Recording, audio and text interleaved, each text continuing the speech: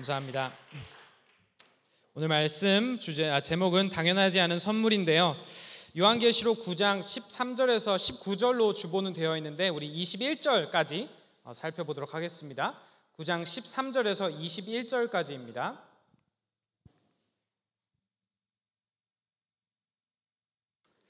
번갈아 가면서 읽도록 하겠습니다. 13절 먼저. 여섯째 천사가 나팔을 불었습니다. 나는 하나님 앞에 있는 금제단에 네 뿔에서 울려나오는 음성을 들었습니다. 그것은 나팔을 가진 여섯째 천사에게 큰 강 유프라테스에 매어 있는 네 천사를 풀어놓아 주어라 하는 음성이었습니다. 그래서 그 네 천사가 풀려났습니다. 그들은 사람의 3분의 1을 죽이기 위하여 그 해, 그 달, 그 날, 그 때에 맞추어 예비된 이들입니다. 내가 들은 바로는 그 천사들이 거느린 기마대의 수는 2억이나 된다는 것입니다.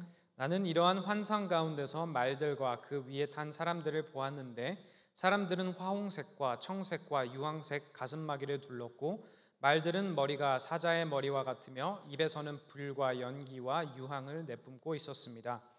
그 입에서 나오는 불과 연기와 유황이 이 세 가지 재앙으로 사람의 3분의 1이 죽임을 당하였습니다. 그 말들의 힘은 입과 꼬리에 있는데 꼬리는 뱀과 같고 또 꼬리에 머리가 달려 있어서 그 머리로 사람을 해쳤습니다. 이런 재앙에서 죽지 않고 살아남은 사람이 자기 손으로 한 일들을 회개하지 않고 오히려 귀신들에게나 또는 보거나 듣거나 걸어다니지 못하는 금이나 은이나 굴이나 돌이나 나무로 만든 우상들에게 절하기를 그치지 않았습니다. 다 같이 읽겠습니다. 시작. 그들은 또한 살인과 점치는 일과 음행과 도둑질을 회개하지 않았습니다. 아멘. 이 시간 가슴에 손을 얹고 따라해 주시길 부탁드립니다. 이 시간 하나님의 말씀을 받습니다. 이 말씀이 나를 변화시킵니다. 이 말씀이 우리 가정을 변화시킵니다. 내 멋대로의 신앙에서 벗어날 것입니다. 아멘. 감사합니다. 오늘 제목은 당연하지 않은 선물인데요. 무엇이 당연한가와 같은 기준은 사람마다 차이가 참 많이 있는 것 같습니다. 그죠? 멜번에는 물이 참 깨끗합니다. 그죠? 그래서 우리가 탭 워터를 쉽게 마시잖아요. 근데 혹시 저만 그런지 모르겠는데 혹시 호주 처음 왔을 때 탭 워터 마시는 거 보고 좀 충격 받으셨던 분들 계신가요? 그냥 감사합니다. 수돗물에 그냥 컵을 갖다 대고 이렇게 해서 마시잖아요. 그죠? 저도 처음에 초등학생 여기 왔을 때 호주 친구 집에 놀러 갔다가 그냥 수돗물을 바로 마시는 걸 보고 되게 문화 충격을 먹었던 적이 있습니다. 저게 당연한 건가? 막 싶더라고요. 그렇게 우리가 탭워터를 마시는 게 당연한 이런 문화 속에서 살아가다가 또 이제 수돗물이 깨끗하지만 않은 곳을 또 가게 되면 또 바뀌죠.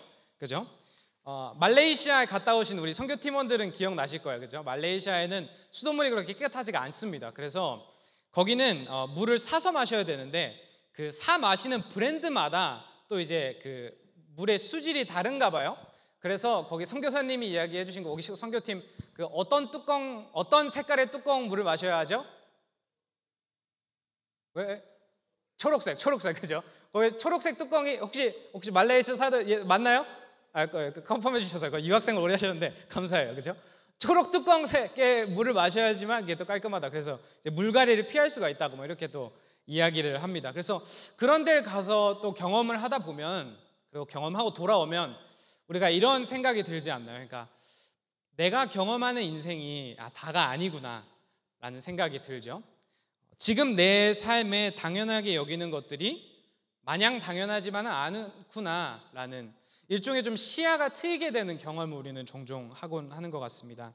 사실 오늘 본문을 준비하면 그런 경험이 있었고 오늘 본문이 그런 메시지를 좀 던지는 것 같습니다. 교회를 다니다 보면 당연해지는 것들이 참으로 많은데 사실은 우리가 당연하지만은 않다라는 것이고 우리가 당연히 여겨서도 안 되는 것들이 많다라는 것이죠. 그래서 오늘 본문을 통해서 하나님이 우리에게 주신 그런 당연하지 않은 선물들, 그런 은혜들이 다시금 우리 마음속에 은혜로 다가오는 예배가 되기를 간절히 소망합니다. 아멘. 우리 13절 다 같이 읽겠습니다. 시작. 여섯째 천사가 나팔을 불었습니다. 나는 하나님 앞에 있는 금제단의 네 뿔에서 울려나오는 음성을 들었습니다. 자, 우리가 이제 지금 나팔 심판에 대해서 쭉 이어가고 있잖아요. 그 몇 가지 나팔이 있죠? 7개 맞아요. 감사합니다. 7개. 7개 중에 지금 6개까지 온 거예요. 그렇죠? 6번째 아빠요? 죄송해요. 지금 나팔이랑 천사랑 헷갈려. 6째 천사가 이제 나팔을 붑니다. 그렇죠? 여기서 나는이라고 하는, 나는 보았다라고 하는 나는 요한이겠죠? 요한이 봅니다. 그러면서 나팔을 부니 하나님 앞에 있는 금 제단의 네 뿔에서 음성이 울려 나오는 것을 요한이 듣게 됩니다. 그렇죠? 근데 우리가 이 금 제단은 이미 요한계시록에 나왔었고 우리가 살펴본 적이 있는데 혹시 기억나시나요? 특히 이 계속 살펴보고 있는 나팔 심판이 시작되기 바로 직전에도 나왔는데 8장 3절에서 5절입니다. 8장 3절에서 5절 다 같이 읽겠습니다. 3절 4절 다 같이 읽겠습니다. 시작. 또 다른 천사가 와서 금향로를 들고 제단에 섰습니다. 그는 모든 성도의 기도에 향을 더해서 보좌 앞 금제단에 드리려고 많은 향을 받았습니다. 그래서 향의 연기가 성도들의 기도와 함께 천사의 손으로부터 하나님 앞으로 올라갔습니다. 그죠? 네. 이미 이야기했듯이 이 구절이 나팔 심판이 시작되기 전에 바로 나오는 구절인데 우리가 이미 살펴보았듯이 이제 천사가 모든 성도들의 기도를 이제 모아서 거기에 향을 더해서 하나님 앞에 있는 금제단으로 옮기는 장면입니다. 그렇죠? 그래서 우리가 하고 있는 모든 기도들이 이게 천사가 이렇게 받아서 하나님 앞에 있는 금제단으로 이제 옮기는 그런 장면인 것이죠. 그래서 이 동일한 금제단은 사실 6장에서도 나왔었는데 6장 9절에서 10절 다 같이 읽겠습니다. 시작. 그 어린 양이 5째 봉인을 뜰 때에 나는 제단 아래에서 하나님의 말씀 때문에 또 그들이 말한 증언 때문에 죽임을 당한 사람들의 영혼을 보았습니다. 그들은 큰 소리로 부르짖었습니다. 거룩하시고 참되신 지배자님, 우리가 얼마나 더 오래 기다려야 지배자님께서 땅 위에 사는 자들을 위해 심판하시어 우리가 흘린 피의 원한을 풀어주시겠습니까? 네, 여기서 다시금 또 금제단이 나오는데 여기서는 또 어떤 장면이냐면 그 제단 아래에 영혼들이 이렇게 모여 있습니다. 근데 그 영혼들은 어떤 영혼들이냐? 하나님의 말씀 때문에 혹은 그들이 말한 증언 때문에 죽임을 당한 영혼들이 모여 있는 것이죠. 그러니까 순교자들의 영혼들이 모여 있는 겁니다. 그래서 그 순교자들의 영혼들이 제단 아래에 모여서 예수님께 이야기를 하는 것이죠. 예수님이 언제, 우리가 얼마나 더 오래 기다려야 이 땅 위에 사는 자들을 심판하실 예정입니까? 라고 물어보는 겁니다.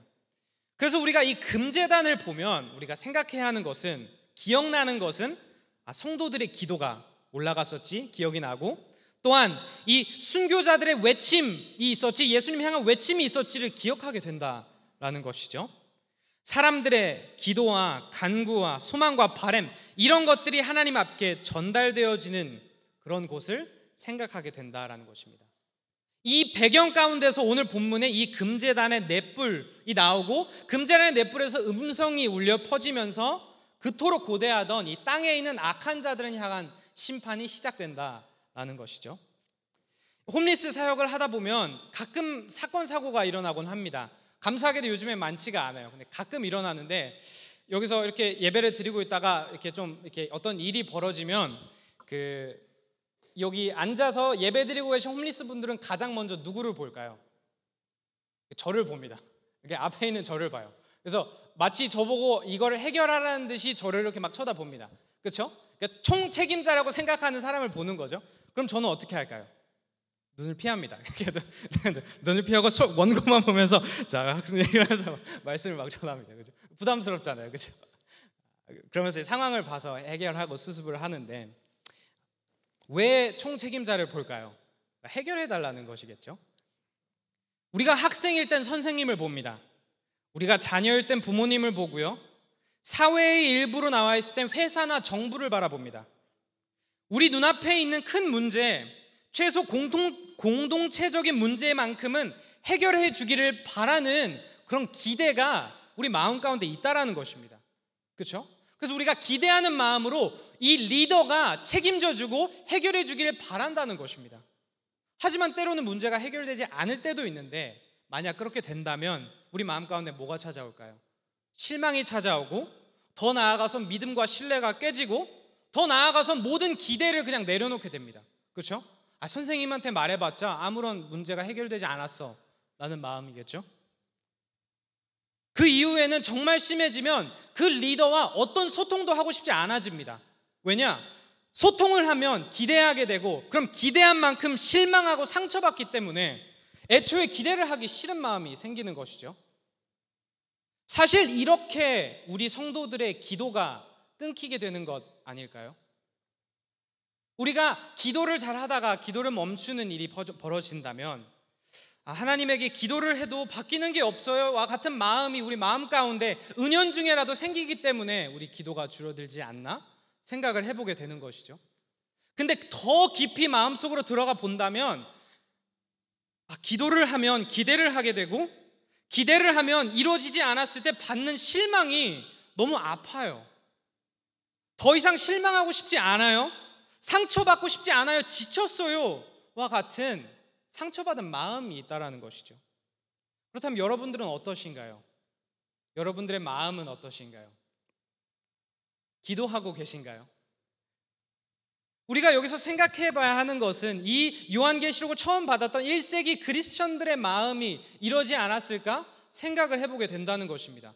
요한계시록이 쓰였을 당시 도미티안 황제라고 있었는데 이 황제를 통한 박해는 정말 어마무시했습니다. 그렇죠? 같은 가정에서 같은 교회에서 친구들 사이에서 순교자들이 나왔습니다. 내가 알고 있던 친구의 자식이 믿음으로 돌아가고 내가 존경하던 목사님이 믿음으로 돌아가고 내가 사랑하던 친구가 믿음으로 박해를 받고 그런 게 일상이었다는 것입니다. 자신을 신이라고 여기는 황제 앞에서 크리스천들을 대놓고 고문하고 또 죽이는 사람들 앞에서 진짜 기도하고 싶은 마음이 생겼을까요? 제발 살려주세요. 제발 이 핍박을 멈춰주세요. 라는 간절한 기도도 사실 하루 이틀, 한 주, 2주이지 시간이 지나고 한 주가 한 달이 되고 1년이 되고 5년이 되고 그럼에도 불구하고 끝이 보이지 않는 이런 핍박을 경험하다 보면 우리 마음 가운데서도 그런 마음이 생기지 않겠냐라는 것이죠. 기도하고 싶은 마음이 정말 생길까라는 것입니다. 그런 이들에게 그리고 동일한 씨름을 하고 있는 우리들에게 오늘 나오는 이 6번째 나팔이 불리고 또한 이 금제단 성도들의 기도와 순교자들의 외침이 이루어졌던 이 금제단에서 음성이 울려 퍼지는 것은 하나님이 우리에게 보여주시는 것입니다. 봐라, 걱정하지 마라. 분명히 나의 계획은 이루어질 것이고 나의 구원은 이루어질 것이고 나의 심판은 이루어질 것인데 내가 너희의 기도를 듣고 있다. 이 금제단은 여전히 서 있다. 내가 이 순교자들의 외침, 우리의 이 피값은 언제 이루어주실 겁니까? 라는 그 외침을 내가 듣고 있다 라는 것을 보여주고 있다라는 것입니다. 그러니 우리를 보고 포기하지 말라는 것이죠. 계속 기도하라는 것입니다. 여러분 기도하고 계신가요? 단순히 말만 하는 것이 아닌 정말 신뢰와 기대하는 마음으로 기도하고 계신가요? 우리의 기도를 들으시는 하나님을 바라보는 우리 모두 되기를 간절히 소망합니다. 아멘. 가운데서 시편 말씀 다 같이 읽겠습니다. 시작. 주님은 주님을 부르는 모든 사람에게 가까이 계시고 진심으로 부르는 모든 사람에게 가까이 계신다. 주님을 부르는 모든 사람, 진심으로 부르는 모든 사람에게 주님은 어떻게 하시죠? 가까이 하신대요. 가까이. 우리 옆 사람 이렇게 가까이 해볼까요? 옆 사람 이렇게 가까이 하네. 가까이 하신. 그렇죠? 우리 가까이 오늘 예배에 앉았잖아요. 그렇죠?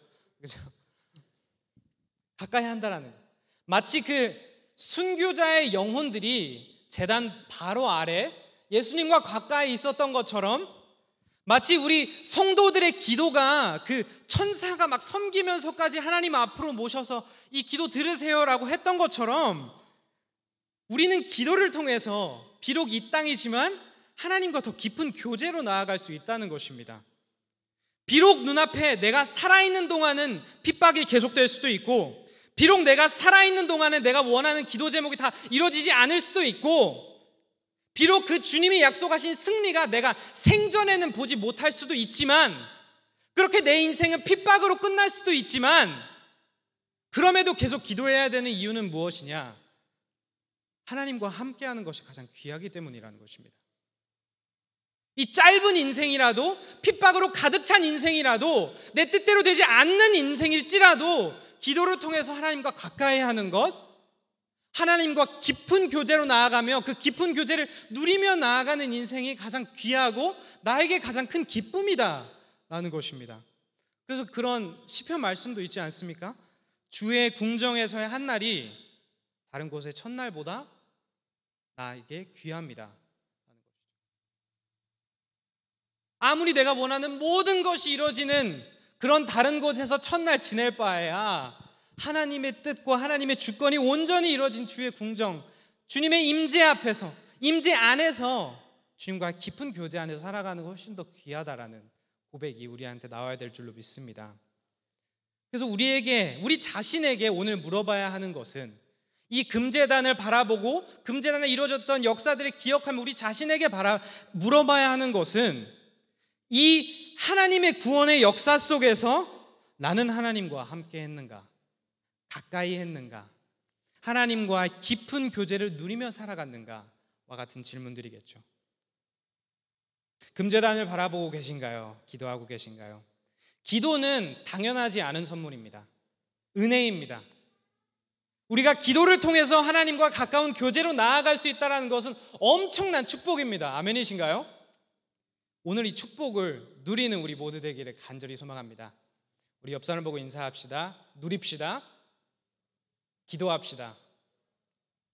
14절에서 16절 말씀 다 같이 읽겠습니다. 시작. 그것은 나팔을 가진 여섯째 천사에게 큰 강 유프라테스에 매어있는 네 천사를 풀어놓아 주어라 하는 음성이었습니다. 그래서 그 네 천사가 풀려났습니다. 그들은 사람의 3분의 1을 죽이기 위하여 그 해, 그 달, 그날, 그때에 맞추어 예비된 이들입니다. 내가 들은 바로는 그 천사들이 거느린 기마대의 수는 2억이나 된다는 것입니다. 네, 감사합니다. 이 금제단에서 음성이 나와서 이제 여섯째 천사에게 이야기하죠.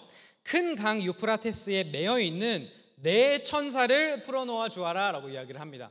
4명의 천사예요. 그렇다면 여기서 큰 강 유프라테스는 무엇을 의미할까요? 유프라테스 강은 우선 가나안 땅의 북동쪽 경계를 이루는 그런 곳에 있거든요. 그러니까 우리 땅 끝자락에 있는 유프라테스 강, 이렇게 생각하시면 쉬워요. 또 다른 개념으로는 이 강 너머로 오는 사람들은 다 누구예요? 적이에요. 적. 나쁜 사람들이에요. 그렇죠? 다른 땅이고 다른 나라 사람들이고, 이 유프라테스 강을 넘어서 온다라는 것은 우리를 침략하러 오는 거구나 라고 생각을 할 수 있게 되는 거죠. 그래서 실제로 성경을 쭉 읽으면서 이스라엘 역사를 보면 이 유프라테스 강은 그 페르시아 아시죠? 페르시아와 아수르, 또 나쁜 사람들이죠, 바빌론과 같은 이런 나라들과 연관이 많이 되었고, 이스라엘을 이런 침략했던 나라들과 경계를 이루었다는 것을 우리가 볼 수 있습니다. 그래서 이 강에, 이걸 상징하는 강에 네 천사가 매여 있는데 음성이 풀어주라고 하죠. 그럼 이 네 천사는 또 누구일까 물어볼 수 있습니다. 제가 신학자들 이걸 쭉 살펴보니 이 네 천사들이 저번에 제 기억으로는 재용전 도사님이 설교하셨던 것 같은데, 그 네 바람을 이렇게 붙잡고 있었던 그 네 천사들이 있잖아요. 기억나세요? 있었어요? 너무 이렇게 쳐다보셨어요. 그래서 살짝 당황했는데, 그러니까 그 전에 착한 천사들이 나왔었는데, 어떤 신학자들은 이 네 천사가 그 똑같은 천사들이다라고 하는 사람들도 있고, 아니면 아니다 나쁜 천사들이다라고 하는 사람들도 있더라고요. 이게 이렇게 저는 아직 주님과 이 부분에 있어서 아직 정리를 못했어요. 왜냐하면 성경에서 명확히 이야기를 하고 있는 것 같지 않아요. 하지만 우리가 집중해야 될 것은 명확한 것. 그럼 정확한 것은 무엇이냐? 성경이 명확하게 알려주는 것은 무엇이냐라는 거 알 수 있는 것은 14절을 보면은 이들이 큰 강 유프라테스에 풀어놓아 주어라라고 하는 걸로 봐서는 이 강에 의도적으로 매여 있었다라는 것을 뜻하겠죠. 그리고 15절에 이들은 사람들의 3분의 1을 죽이기 위하여 예비된 자들이라는 거예요. 그들의 목적이 이 사람의 3분의 1을 죽이는 것이라는 거고, 또 15절에 정확히 이런 종말의 때에 그 해, 그 달, 그 날, 그 때에 맞춰 예비된 자들이다 라는 것도 우리가 확실하게 알 수 있어요. 그렇죠? 또 16절을 보면 그들이 거느린 그 기마대, 그러니까 말을 타는 이제 병거들의 수가 2억이나 된다는 사실입니다. 이것들이 이제 확실한 것들이겠죠. 여기서 기마대의 수가 2억이라는 것을 보고 깜짝 놀라셨을 거예요. 그렇죠? 그 당시에 인구를 다 합쳐도 2억이 될까 말까 하거든요. 그래서 사실 이 2억은 진짜 2억이 아니라 그만큼 셀 수 없이 많다는 것을 강조하고 있습니다. 그렇죠? 그래서 이 네 천사들이 있고 정확히 착한지 악한지는 모르겠지만 일단 이들이 하는 것을 보면은 사람들을 죽이면서 악한 자들을 죽이고 다니는 모습을 볼 수 있고, 어마어마한 세력이 있다라는 것을 보아 저는 이들이 악한 천사들이라고도 생각을 하기도 합니다. 그래서 이 천사들이 있다라는 거예요. 근데 여기서 이 본문이 이 천사들이 있고 악한 자들이 심판을 받을 것인데, 중요한 것은 무엇이냐? 하나님이 모든 것을 정확하게 예비하셨다는 것을 강조하고 있습니다. 그렇죠? 주님의 주권과 주님의 계획하심을 강조하고 있다는 것입니다. 우리 혹시 기생충 영화 보신 분들 다 보셨나요? 거기서 거기 아버지가 항상 아들을 보면서 아들아 너는 항상 계획이 있구나 막 이런 대사를 항상 치신단 말이에요. 하나님께는 항상 계획이 있습니다. 그죠? 하나님의 주권은 항상 굳건히 서 있고, 이 세상에 하나님의 계획 밖에 벌어지는 일은 있다 없다? 없다라는 겁니다. 성경 구약을 살펴보면 야곱이라는 사람이 있었습니다. 야곱에게 많은 아들들이 있었습니다. 하지만 요셉을 편애하였고, 요셉을 편애하여서 요셉에게 이쁜 옷을 입힙니다. 그렇죠? 삼형제 중에 둘째 아들로 자란 저에게 요셉이한테만 이쁜 옷을 입힌다는 것은 아주 심각한 문제입니다. 그죠? 그러면 안 돼요. 그러는 건 잘못된 거예요. 그죠? 아주 심각한 문제인데, 거기에 요셉이 눈치도 없어요. 그죠? 눈치도 없어가지고 막 나 이런 꿈 꿨어요. 막 혼나야지. 그죠? 그렇게 형들의 미움을 산 요셉이 이집트에 팔려가게 되는 거죠. 요셉에게 있어서는, 요셉의 입장에서는 하루아침에 형들이 믿었던 형들의 배신이었고, 하루아침에 종이 되었고, 하루아침에 이민을 가게 되었어요. 엄청난 비극이죠. 야곱의 입장에서 바라볼 때는 하루아침에 아들을 잃어버렸어요. 엄청난 비극입니다. 그러나 우리는 이 비극의 끝을 잘 알고 있지 않습니까? 요셉은 이집트의 총리가 되고 큰 기근이 찾아와서 야곱과 그의 모든 가족들이 굶어 죽게 되었을 때 이집트에 있는 요셉을 통해 그들은 구원을 받습니다. 그래서 요셉은 이런 고백도 합니다. 다 같이 읽게요. 시작. 형님들은 나를 해치려고 하였지만 하나님은 오히려 그것을 선하게 바꾸셔서 오늘과 같이 수많은 사람의 생명을 구원하셨습니다. 그들의 악한 마음조차, 해치려고자 하는 마음조차 하나님이 선하게 바꾸셔서 하나님의 선하신 뜻을 결국 이루셨다라는 것입니다. 이 세상은 철저히 하나님의 주권 아래 흘러갑니다. 모든 것은 하나님의 계획하심과 예비하심을 통해 일어난다는 것입니다. 심지어 오늘 유프라테스 강에 매여 있었고, 본문이 제시하기로는 많은 기무대를 거드리며 사람들을 죽이며 다니었던 이 천사들마저도, 이 군대들마저도 하나님의 계획하심 안에는 선한 뜻이 있었다라는 것입니다. 하나님의 큰 계획 아래는 짜임새가 있었다라는 것입니다. 그래서 우리가 잘 아는 고백입니다. 로마서 8장 다 같이 읽겠습니다. 시작. 하나님을 사랑하는 사람들, 곧 하나님의 뜻대로 부르심을 받은 사람들에게는 모든 일이 서로 협력해서 선을 이룬다는 것을 우리는 압니다. 아멘. 눈앞에 이해 안 되는 사건들이 참으로 많은 것 같습니다. 그렇죠? 다른 사람들의 이야기를 읽다 보면, 듣다 보면, 또 실제로 경험하다 보면 참 이해 안 되는 일들이 많이 벌어지는 세상인 것 같습니다. 그래서 사실 내 인생 책임지기도 벅차지 않나라는 생각이 불쑥불쑥 찾아옵니다. 나만 잘 챙기면 되지, 내 가족만 잘 챙기고 싶다라는 생각들이 불쑥불쑥. 하지만 이러한 시름 가운데서 이 모든 판을 뒤엎는 변화를 가져오는 게임 체인저가 있는데, 한 가지 중요한 진리가 있는데, 그것이 바로 하나님의 주권을 향한 신뢰입니다. 아멘이신가요? 주님을 신뢰하면, 또한 주님의 주권을 신뢰할 때 우리는 평안할 수가 있습니다. 주님의 주권을 신뢰할 때 우리는 하나님 나라를 위해 모험하고 도전할 수가 있습니다. 또한 우리가 주님의 주권을 신뢰할 때 우리는 조급해하지 않을 수 있습니다. 여러분들은 어떠십니까? 지금 내 마음속에 내 삶에 일어나고 있는 여러 가지 상황 가운데 이 삶의 상황들을 해석하는 나의 시선 가운데 하나님의 주권, 그 주권을 향한 신뢰가 혹시 자리 잡고 있나요? 이 주권을 향한 터무니없는 믿음, 강한 믿음을 성령님이 허락해 주시기를 간절히 소망합니다. 아멘. 17절에서 19절 다 같이 읽겠습니다. 시작. 나는 이러한 환상 가운데서 말들과 그 위에 탄 사람들을 보았는데 사람들은 화홍색과 청색과 유황색 가슴마기를 둘렀고 말들은 머리가 사자의 머리와 같으며 입에서는 불과 연기와 유황을 내뿜고 있었습니다.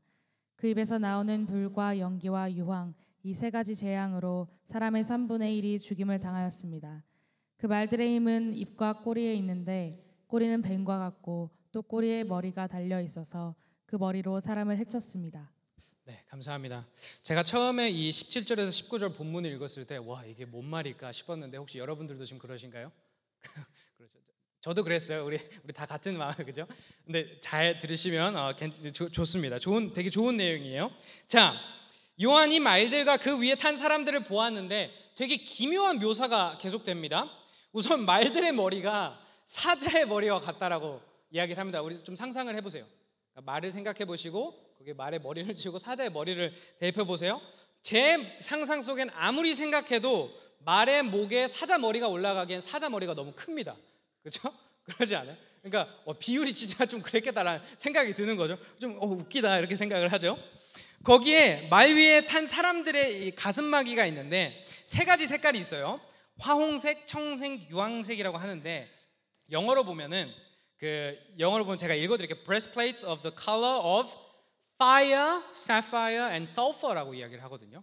Fire, sapphire, sulfur라고 하는데 이 세 가지가 뭐냐면 여기 지금 말들이 입에서 뿜었던 fire, smoke, sulfur와 반복되게 연관되는 것처럼 이렇게 묘사를 하고 있습니다. 불, 연기, 유황이죠. 이를 보면 우리는 사실 다시금 소돔과 고모라 사건이 떠오르기도 합니다. 그렇죠?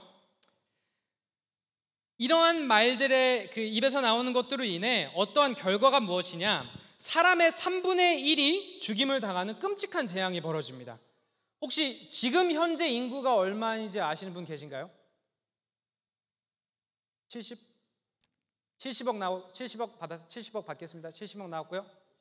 50억이요? 오, 믿음이 50억으로 일단 50억 받겠습니다. 네. 80억 나왔어요. 또 75억 나왔어요. 오케이, 감사합니다. 또 마지막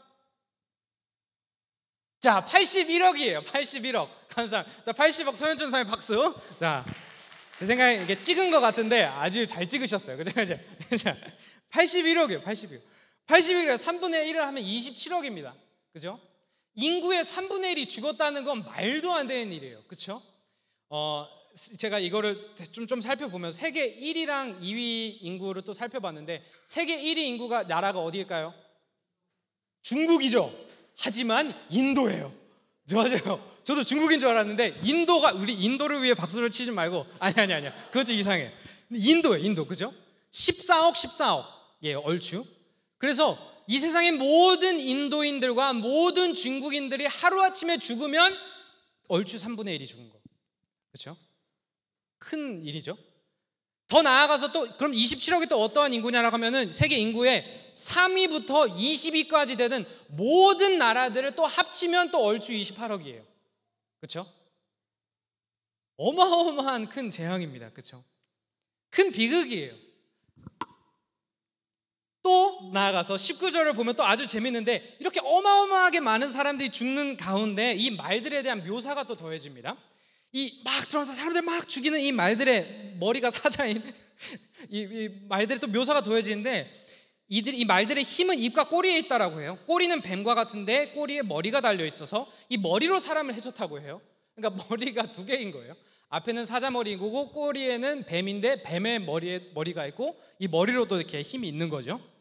근데 그럼 이 이상한 그 그림을 보면서 우리가 뭐 어떻게 해야 되나 생각을 해볼 수가 있는데 이게 상징하는 바가 있습니다.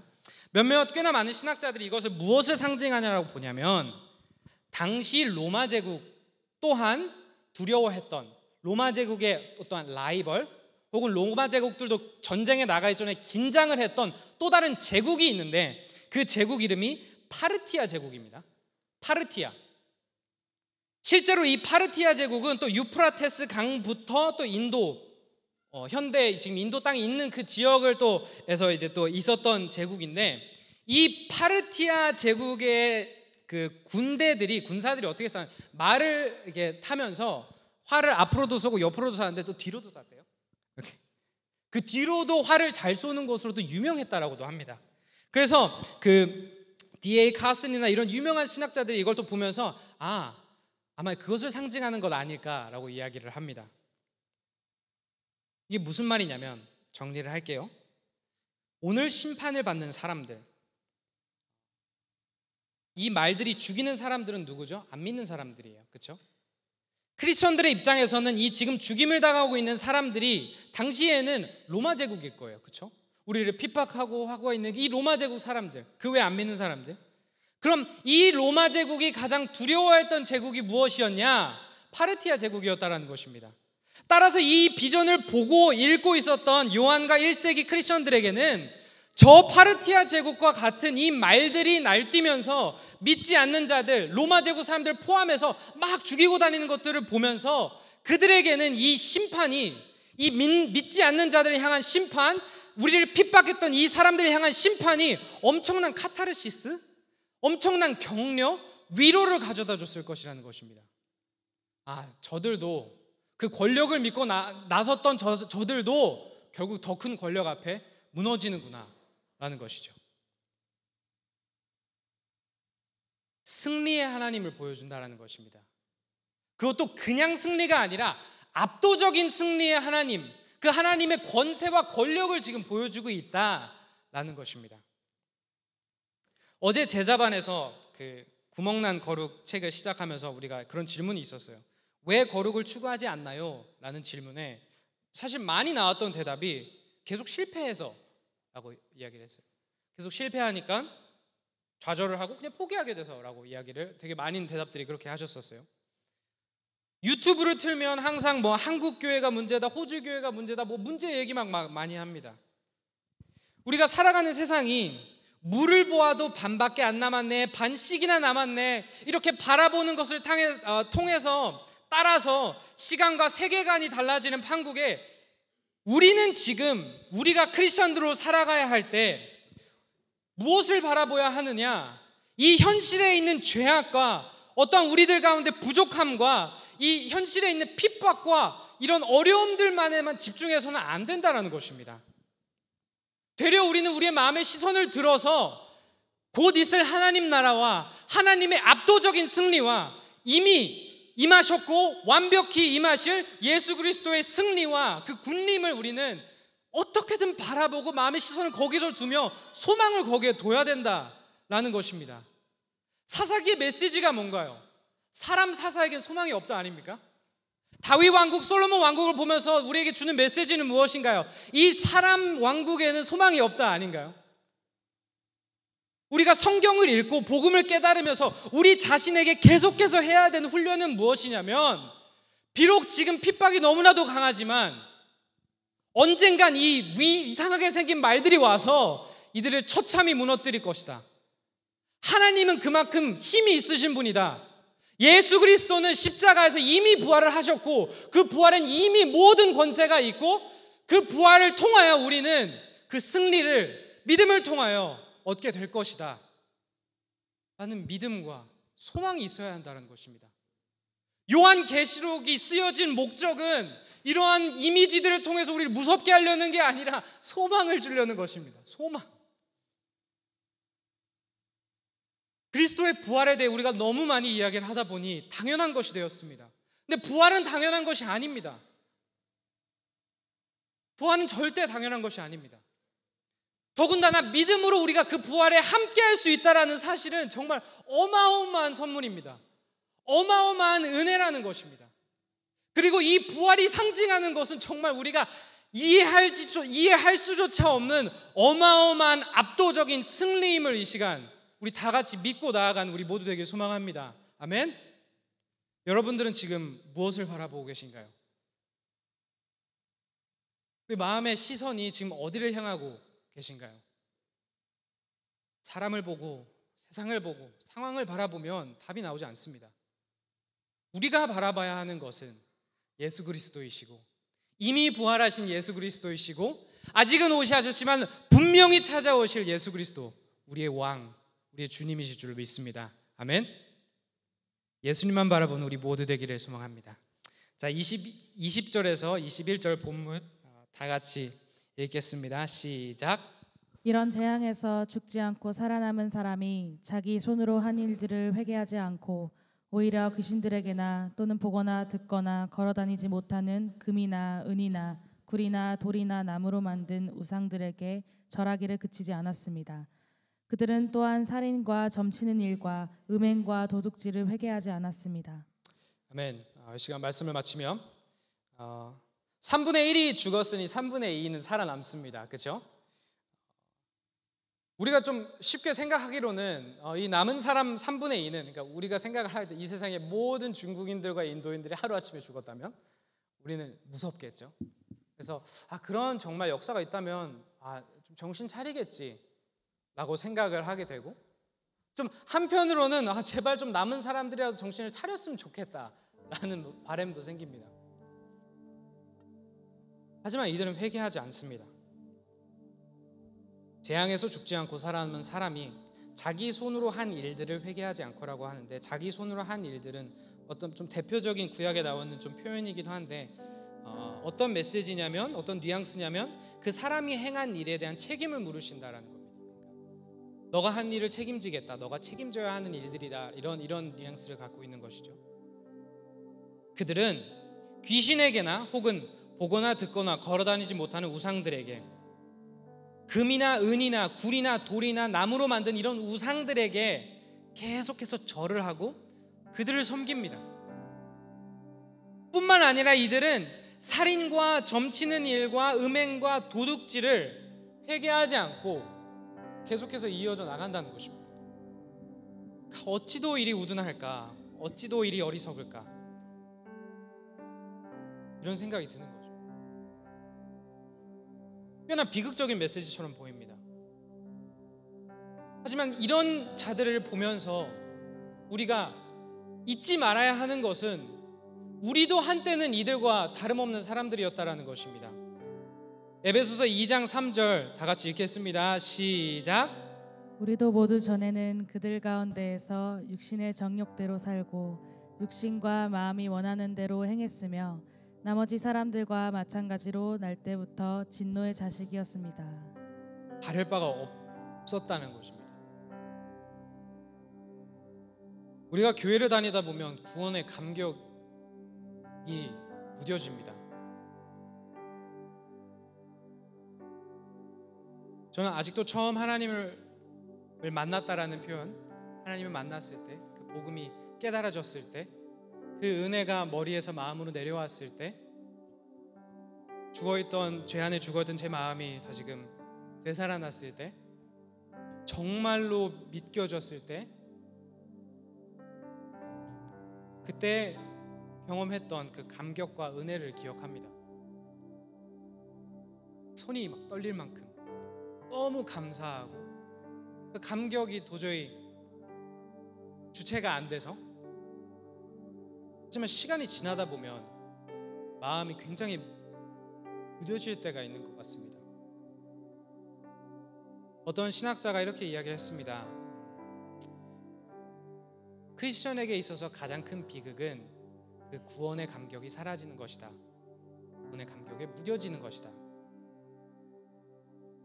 어찌 보면 3분의 1이 저렇게 죽는 것을 보고도 회개하지 못하는 그 나머지 죄인들의 모습이 비극인 것처럼, 동일하게 큰 비극이 어찌 보면 이미 구원을 받은 우리가 이 구원의 값어치, 이 구원의 은혜, 이 구원의 감격을 잊어버리고 구원을 그저 구원받은 사람으로, 그 하나님의 자녀라는 정체성으로 살아가는 이 인생에 있는 그 은혜와 선물을 당연하게 여기는 것,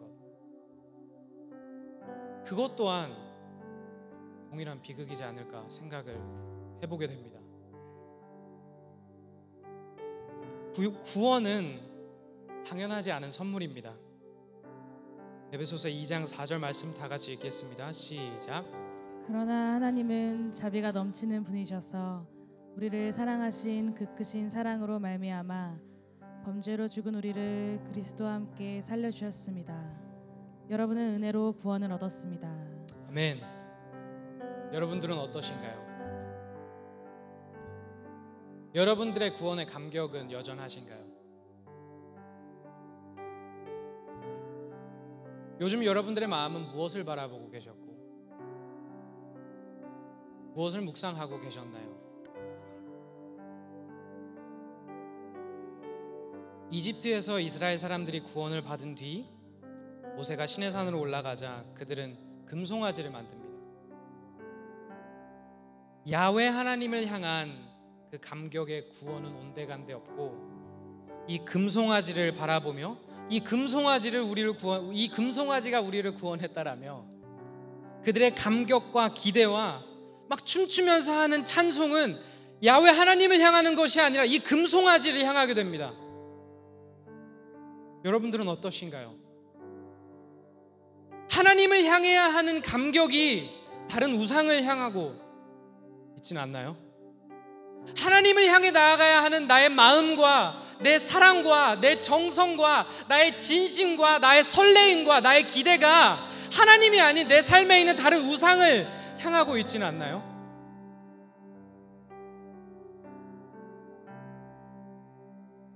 이 시간 회개하지 못했던 이 자들의 모습으로 본문을 마무리하며 우리도 이들과 다를 바 없다라는 것을 기억하고 우리가 그나마 지금 여기 모여서 한 사람 한 사람 부족한 모습이지만 그나마 지금 이 자리에 와서 피곤하지만 말씀을 듣고 불완전하고 나의 욕심이 섞였고 막 나의 생각과 섞인 그런 불완전한 기도이지만 그거라도 주님께 올려드리는 이 삶 자체가 사실 어마어마한 전혀 당연하지 않은 하나님의 선물임을 기억하고 누리고 나누는 우리 모두 되기를 간절히 소망합니다. 아멘.